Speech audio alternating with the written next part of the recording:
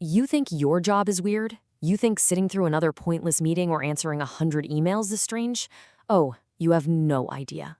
You have absolutely no idea what a weird job actually is. So let me ask you this. What was the weirdest job in human history? That's what we're going to dig into today. We are about to explore some professions so bizarre, so specific, and let's be honest, so disgusting that you'll swear I'm making them up. But I promise you, they were all very, very real. I mean, think about it. We live in this incredible age of convenience. We've got an app for everything.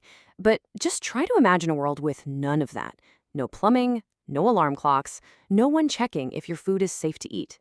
When you take all that away, you're left with human ingenuity, which, well, it gets pretty wild.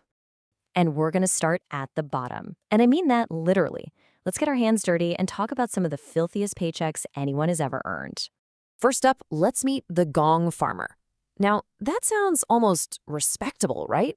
Maybe they farmed musical gongs or something? Yeah, nope, not even close. A gong farmer was the person who had to clean out all the royal toilets and cesspits. We're talking medieval England here. And check out these job perks. You could only work at night. And you were literally banned from being in town during the daytime because of the smell. But here's the trade-off. The pay was surprisingly good. I guess because, who else was going to shovel a castle's worth of human waste by hand? But if you think that's the grossest it gets, allow me to introduce you to the Pure Finder. This was a real job in Victorian London. Their entire workday was spent walking the streets collecting pure, which was just a very polite word for dog poop. And I know exactly what you're thinking, because it's what any sane person would be thinking. But why? Why on earth would anyone pay for that? Turns out that pure was a key ingredient for leather factories. The enzymes in it were perfect for softening animal hides to make things like fancy leather gloves and boots. So yeah, next time you watch one of those period dramas, just remember the secret ingredient in all those fancy accessories. You're welcome. All right, let's wash our hands of that and move from the physically disgusting to the spiritually bizarre.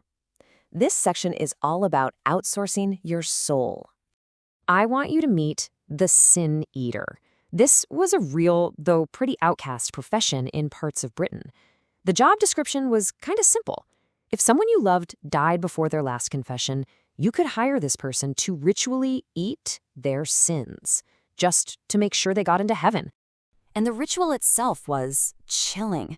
A piece of bread was placed on the chest of the body, and it was believed to absorb all the person's sins. The sin eater would then come in, eat the bread, and take all that spiritual debt onto themselves, all for a small payment. Then they just walk away, an outcast carrying the weight of someone else's soul. This whole idea of outsourcing emotions wasn't new. The ancient Romans were masters at it.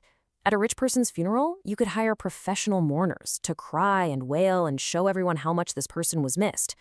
But at the very same funeral, you could also hire funeral clowns to wear a mask of the person who died, dance around and tell jokes.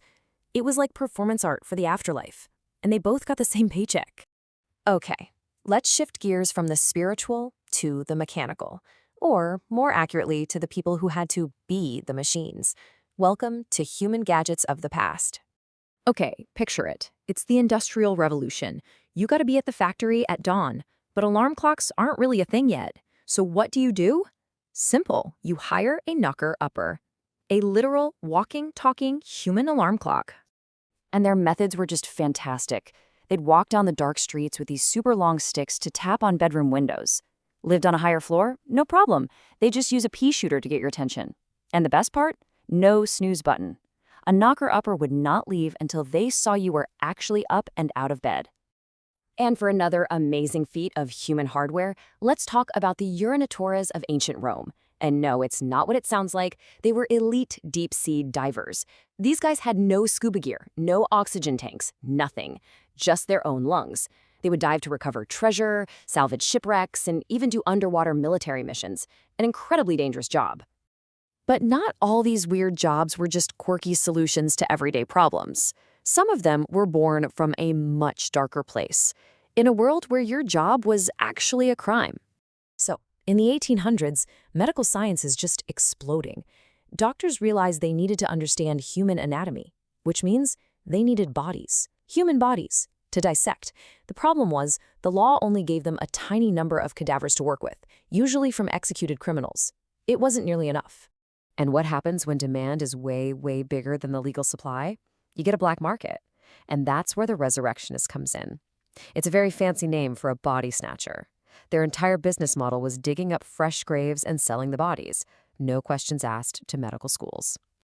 And this is where the story gets really sinister. For some of these guys, grave robbing just wasn't efficient enough.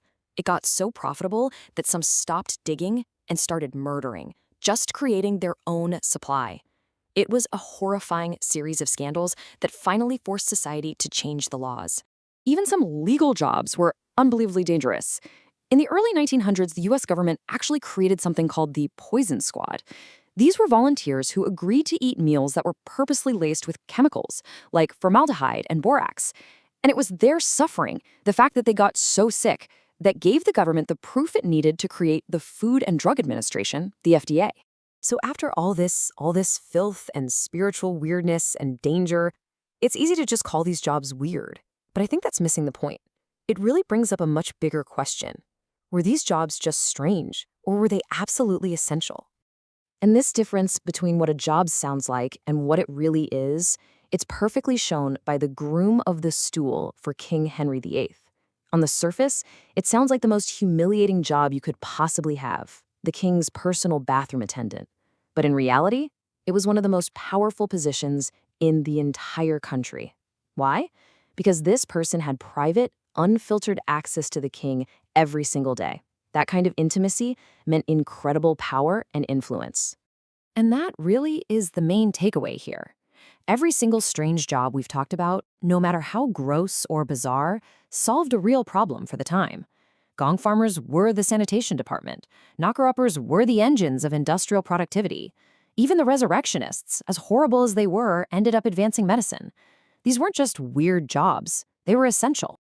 And that leaves us with one last question to chew on. We're all solving the problems of our time with the tools we have right now. But 100 years from today, when technology has changed everything, is someone going to look back at what you do for a living and think it's just as strange as being a gong farmer?